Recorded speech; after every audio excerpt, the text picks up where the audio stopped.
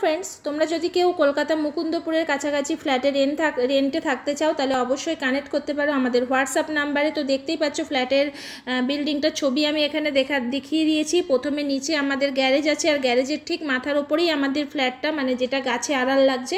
তো ফ্ল্যাটের ভেতরেরও কিছু কিছু ছবি দেখিয়ে দিচ্ছি তোমাদেরকে। ফ্ল্যাটটা হচ্ছে মুকুন্দপুর, একদম আরএন টেগর থেকে 7 মিনিটের হাঁটা দূরত্ব, এবং গড়িয়া যে মেট্রো স্টেশন সেখান থেকে 10 মিনিট লাগে টোটোতে।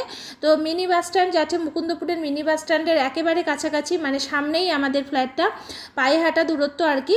আর ফ্ল্যাটের নিচ দিয়ে গড়িয়া যাদবপুরের বাসগুলো কিন্তু আমাদের ফ্ল্যাটের নিচ দিয়েই যায়। তো আমরা একটা সার্ভিস হোল্ডার স্মল বাঙালি ফ্যামিলি খুঁজছি, ইয়াং জেনারেশন হলে তো বেশি ভালো হয়।